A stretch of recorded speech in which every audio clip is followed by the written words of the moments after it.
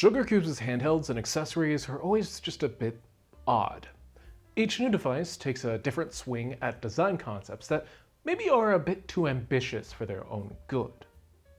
Hence, it should be no surprise that their latest dual-screen partnership with OneXPlayer, the OneXSugar Sugar 1, is an expectedly funky marvel of a handheld that packs more charm into its design than almost all handhelds currently on the market. With the benefit of 3 separate hinges, the Sugar 1 goes from standard, slim horizontal handheld to a bigger, badder 2DS-like. It's a design concept that makes very little practical sense, yet it all folds together into something that's worth not overlooking if you're in the market for a dual-screen handheld. Which might sound surprising on its face. Looking at pre-release footage and images, I personally thought it looked a bit cheap, just a bit janky. In person, that's actually far from the truth. The Sugar 1 is an incredibly dense, premium-feeling package, on the level I'd expect from OneXPlayer's other, more expensive handhelds. The smooth plastic shell feels pleasing to handle, with various embellishments and light strips that give it a delightful, tactile feel. Even when folded out, it feels much more solid and polished than many of the other handhelds I've tested here on this channel. That premium experience carries on to the displays. The larger screen's a 6-inch 18:9 1080 x 2160 OLED panel. Meanwhile, the smaller screen's a 3.9-inch 8:7 1080 x 1240 OLED panel that mysteriously matches the specs of the LG Wing's bottom screen. The main display's aspect ratios are more in line with Android phones than other handhelds. Potentially a bit odd on paper, since it'll add black bars to more emulators, but it's very much appreciated in practice while playing Android games or cloud streaming that supports widescreen. Having the same vertical resolution and physical size on both displays also makes the small display almost ideal for DS and 3DS emulation. Adding just a few more pixels to make it 4:3 would have been more ideal, but it's nothing that's bothered me too much during gameplay. If I open a pure white image on both displays, I can see some color and brightness differences. It's not noticeable during regular gameplay though, and otherwise they do feel in sync and look great. I'm guessing this display combo will make folks quite happy, whether they're playing games across screens or watching videos on one with gameplay on the other. And then there are the hinges. Leading up to launch, I saw a lot of folks concerned about durability and longevity of a device with so many moving parts, and rightly so. Clamshell handhelds over the past couple years have been plagued with reports of hinges failing or cracking, and even Nintendo's surprisingly durable machines often fail at their hinges first. If you know you'll be continuously anxious about hinges on any device, you might just want to hold out for Magic X's inevitable follow-up to their 040. For everyone else, there's likely less reason to worry about the Sugar 1's hinges than on those much cheaper handhelds. The materials feel much more premium, with designs that don't immediately appear like they've cut corners. To flip the controllers or secondary display, I have to expend a reasonable amount of effort, which feels reassuring. They've clearly been tuned to have smooth, purposeful movements, rather than be toys that flip open on a whim. I'd compare them much more to the feel of a laptop hinge than DS hinges. Breaking them feels like it'd take purposeful effort. The strong magnets holding everything in place also lend a bit more confidence that everything will just stick together over time, hinges be damned. A magnet holds the smaller display down when folded back. 2 more magnets attach controllers to either display. All 3 magnets are extremely sturdy. When something's attached, it's not moving on its own. They require significant force, but not too much force, to pull apart. Even if one hinge failed or loosened over time, I'm betting the magnets would be enough to clamp everything in place. It's a thoughtful system that leads to the Sugar 1 feeling like a solid gadget to hold, regardless of orientation. A ton of thought clearly went into designing this product. Time will tell if that design is durable enough in the hands of regular consumers, but I'm not doubting my purchase thus far. The hardware feels good. all of which is in service of some decidedly odd controls. They don't quite feel like any other handhelds or controllers I've tested thus far on this channel. In some ways, that feels like a breath of fresh air. In others, it feels like a bit of an odd choice. Most of that oddity starts with the action buttons. They're soft and clicky, but not too loud. They feel great whether using them to navigate menus or spamming them in Hades 2. OneXPlayers pretty much nailed the feel of clicky buttons that won't annoy everyone else in the room. The issue is that there's a pair of these buttons on either side of the controller. Doing that allowed OneXPlayer to have similar control schemes, even when flipping the controllers 180 degrees, which is this handheld's whole shtick. It works as well as it could, but it comes at the loss of a dedicated D-pad. I mean, you could use the action buttons like a D-pad, they'll just be a bit softer than most folks will probably want for precise movements. As a workaround, OneXPlayer includes a magnetic D-pad topper in the box with the handheld. It snaps onto the top of either action button set and adds some much needed rigidity to whichever side's currently acting as the D-pad. Unfortunately, those magnets aren't quite firm enough. During intense action sequences, my toppers tilted off the buttons altogether, making this setup difficult for me to use for some of the platformers that I'd otherwise love playing on this machine. Adding some extra barriers around the pads on the topper would go a long way to help keep it in place during use. Maybe someone will design a version like that in the future, but for now, it means anything more intense than a turn-based RPG is going to either feel compromised with the topper or require getting used to a softer D-pad. Up top is another pair of oddities. The shoulder buttons sit flush with the curves of the shell, while the inline triggers are a bit raised to help folks find them by touch. They look weird, yet after an adjustment period, they feel great to use. The shoulders in particular feel oddly comfortable to squeeze during gameplay. Meanwhile, the digital triggers feel adequately clicky and easy to hit by touch. The oddity here is that there's no real reason why they needed to create a custom setup like this. Standard stacked shoulders and triggers would have been much more uniform when flipped. The only downside might have been that they maybe couldn't fit in the two extra reprogrammable buttons up top, though I'd be lying if I said I'd actually missed them. The only sense of normalcy among this set of controls are the sticks. They're typical half-height Hall effect affairs that feel smooth and haven't given me any issues. Their shafts have a metal guard to help reduce degradation, their caps are smooth, but with a little bit of tack to them to reduce slippage. Paired with a set of RGB stick gates, which can easily be turned off in a quick menu, I doubt most folks would complain unless they were looking for something less compact anyway. The only potential hitch might be that they're not offset from the action buttons. During gameplay, I haven't found them to be too much of an issue. However, I could understand if some folks found everything to be just a bit too compact for their liking. Overall, the controls feel like a bunch of ideas that shouldn't work as well as they do. Yet, beyond the D-pad topper hitch, they feel fun and surprisingly comfortable in practice. Which is great, considering that using the Sugar One for dual-screen emulation feels so damn comfortable. Among the 3DS games I've tested, all but Super Smash Bros. For 3DS ran full speed at 3x upscale, thanks to the Snapdragon G3 Gen 3 inside. 3DS emulation has come a long way in the past few years, and the progress shows on this hardware. There are occasional hitches owed to shader catching, but Azar's asynchronous caching makes these moments exceptionally rare. Performance-wise, there are a few downsides compared to original hardware for games most folks would actually want to play. Outside the lack of stereoscopic 3D, of course. Likewise, DS emulation feels stellar on this machine.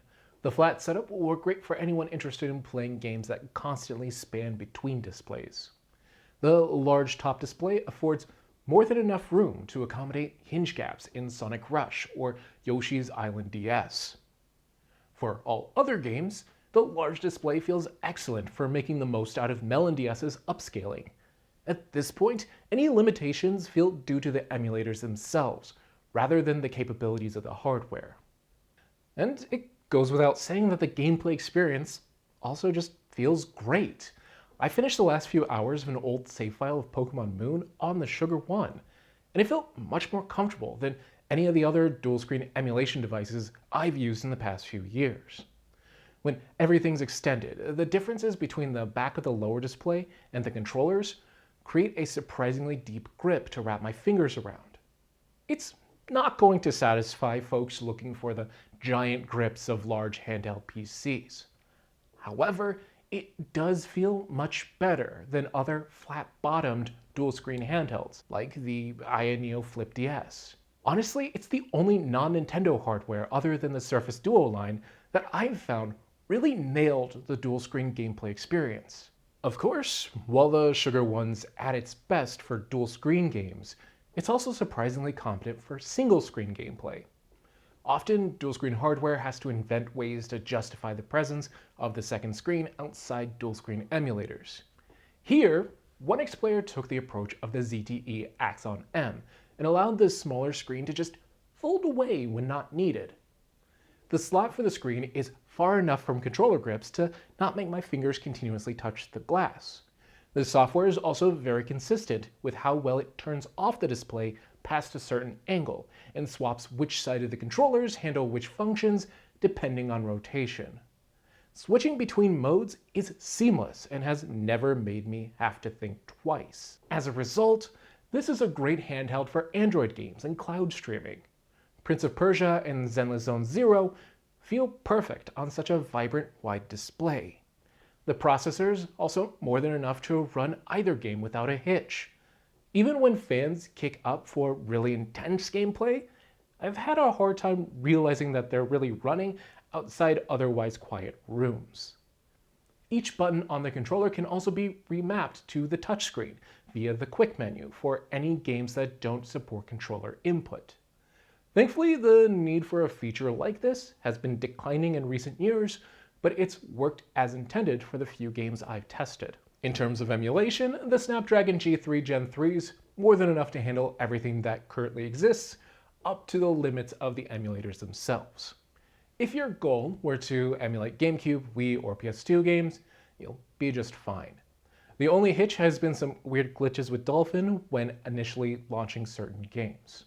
When the glitches happen, restarting the app typically solves the issue. Hopefully that's something resolved via an update, because otherwise, outside that hassle, games do run full speed while upscaled to 1080p. Because this is a wider screen, large black bars should also be expected for older consoles. Thanks to the OLED display, they haven't felt too distracting. Still, if you were looking for a dual-screen emulation machine to play older 4x3 consoles without huge black bars, you might be better hunting down a Surface Duo. Retro gaming is far from the Sugar One's limits though. In fact, I've spent most of my time with this machine testing Wii U and Windows emulation, both of which work great with some obvious limits. At 720p, the Sugar One plays Mario Kart 8 and Wind Waker HD at full speed without any additional tinkering. Gameplay feels good and responsive.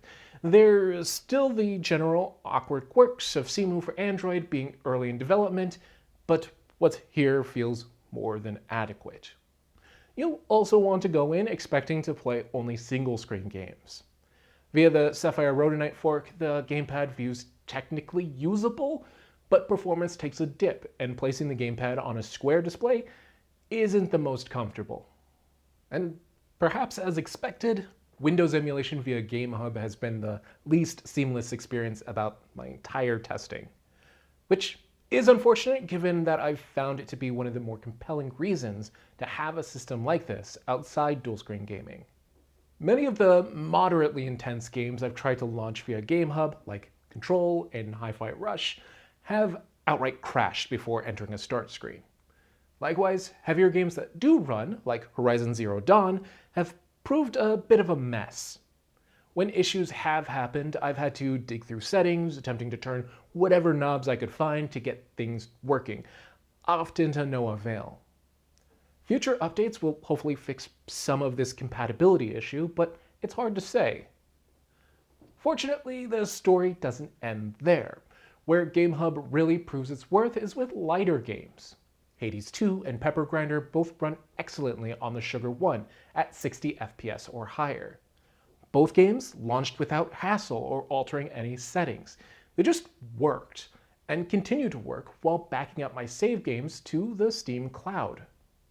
As much as I love the large, comfy display of my Lenovo Legion Go S, I also love being able to play my Steam and GOG games on a much more compact machine. At less than half the size, it's been much easier to pack into a bag for traveling, especially thanks to the slim hard case that came with my Sugar One. It's also quicker to start up, has a battery that lasts slightly longer, and has a built-in kickstand. There's a lot to love here if I'm willing to just limit my game library to easier to run games. It won't be great at everything imaginable, but it excels while working within its limits. And that's kind of the general vibe of the Sugar One. It's a solid, comfortable dual-screen emulation machine that moonlights as a compact gaming handheld that's more than usable for single-screen emulation and lighter Steam games. That description alone should interest a ton of folks who want to dip their toes into DS and 3DS libraries, but foresee themselves spending a ton of time playing games from other platforms. Other non-Nintendo dual-screen handhelds thus far have solely focused on clamshell designs. That's convenient for dual-screen play, but less convenient for everything else.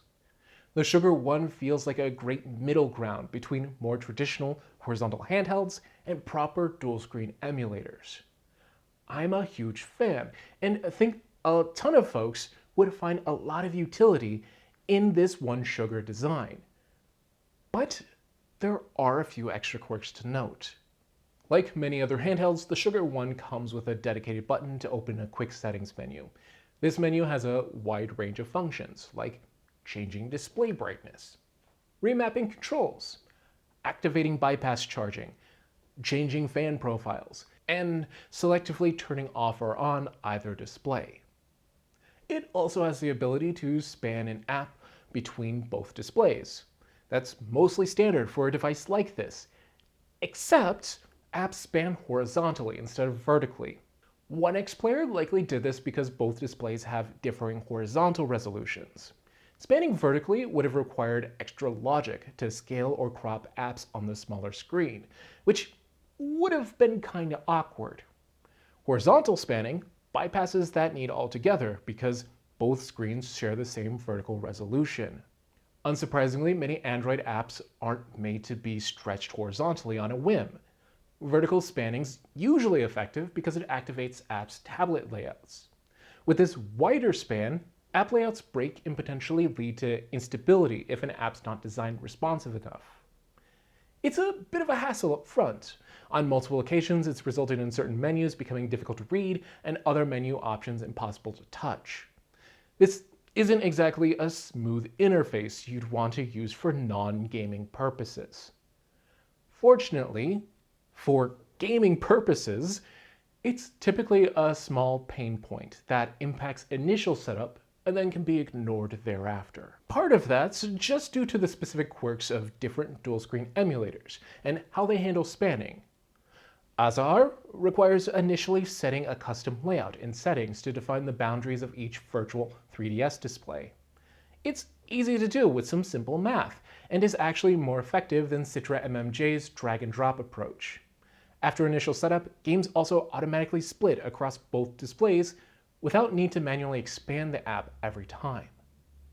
For DS emulation, the latest Sapphire Rhodonite fork of Melon DS has proved the easiest to set up. It defaults to treating the smaller display as an external display and casts to it appropriately. A few tweaks in quick settings later, and everything was aligned for me without a problem. It works well and is likely the first app I'd recommend trying for DS emulation, since Drastic's slightly more awkward to find these days. Although, just note that general accuracy and game compatibility is still not quite as good as Drastic. Speaking of Drastic, its robust layout customization works excellently for situations like this. Virtual displays are literally drag and drop to arrange as needed. The only issue is that the app's been a little bit more finicky than usual on the Sugar One. Menus are more awkward to manage when spanned, and the layout customization can feel just a tiny bit awkward. It's still a great option if the Melon DS fork doesn't work for your needs. Just expect a little bit more jank than usual. Beyond the general dual screen infrastructure, there are a few other items worth noting. One, there's no app drawer to be seen. That means unused system apps are going to always clutter up some space. If that bothers you, it might be worthwhile to find a launcher that fits your needs. Beacons worked well enough in my experience. 2, auto rotate's been very aggressive on this handheld. Small tilts can lead to both screens rotating. If it happens while spanning an app, it can result in the app crashing, potentially resulting in lost game progress. I've personally just turned it off when not needed. And then 3, apps can't be dragged between displays. The Quick Settings menu has an option to quickly swap apps between displays, but that also seems to awkwardly shift which display is treated as the main display. I've resorted to ignoring that feature altogether and manually just launching apps on the smaller display when needed. None of these quirks hinder gameplay, but they do stop the Sugar One from being the best dual-screen Android experience possible. For that, you'll still have to look toward the Surface Duo line. However, considering those devices are made by a much bigger, better resource company that worked directly with Google, I'm willing to throw OneXPlayer some slack here. What'll be harder to overlook for most folks is the price. The Sugar One is a $700 handheld, not counting tariffs. Now, to be fair, I don't think that's necessarily overpriced. It's a unique design that feels premium with custom components made by a small company expecting small order quantities. It's not exactly a repeat of a Nintendo design with a slightly different shell and bargain bin components, like we've seen from some other manufacturers. Hell, if the Sugar One were even $200 cheaper, I might actually have questions about whether OneXPlayer cut corners. $700 makes a ton of sense here. It's just not exactly affordable. If the Sugar One had launched in 2024, I would have ended this video right here with some nicer version of this is the only option available for something like this. You either buy this or you'll live with a ton of compromises on a DIY solution. But here in 2025, we live in different times where the Retroid dual screen add-on exists. If you're looking for a handheld that will feel great for dual screen gameplay but can ditch one screen for more comfortable single screen gameplay, you now have quite a few options when paired with the add-on. The Retroid Pocket 5 has more typical controls and a more console-like game launcher. It does come with a less performant processor, less RAM, and an older version of Android, but it also costs a third of the price. If that's too much of a compromise, the Odin 3 has a more performant processor, newer version of Android, and the same memory configuration for $150 less than the Sugar One. Its main trade-off is that it might potentially have poor compatibility with the dual screen add-on. But honestly, if you're not married to Android, $700 will still get you the dual screen add-on plus an OLED Steam Deck or ROG Ally. Both will compromise the dual screen experience a bit due to their size, but otherwise do everything the Sugar One can do, just better. All of which is to say that the Sugar One is a fantastic dual screen handheld. If you're in the market for a dual screen handheld that's equally good for dual and single screen platforms, I'd recommend at least considering it as an option. It's a device that feels great to use and has a ton of charm. I have a feeling many folks could be sold on it just by holding it in their hands and playing a few games. For anyone actually considering buying the Sugar One, budget just can't be a limitation. If you need to think twice about the price tag is a deal breaker. There are many other options available that'll accomplish 90% of what the Sugar One has to offer for much less money. They won't have as unique a design or fun of an aesthetic, but they will be more practical choices. Which is a shame. I'd love to recommend the Sugar One to everyone interested in dual screen gaming.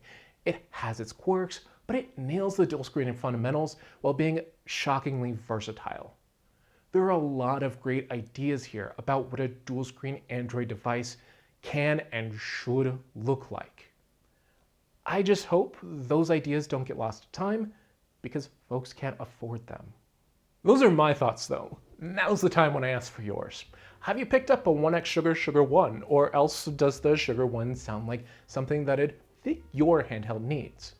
Let me know down in the comments. And as always, if you found this video interesting or informative, go ahead and give it a like to let me know, and then get subscribed for more dual screen handheld reviews in the very near future. The AYN Thor and Ioneo Pocket DS reviews should be coming up next, whenever they manage to arrive, though I'd be lying if I said I had the largest faith that they'll be quite as exciting to me as the Sugar One, or even nail the software experience quite as much.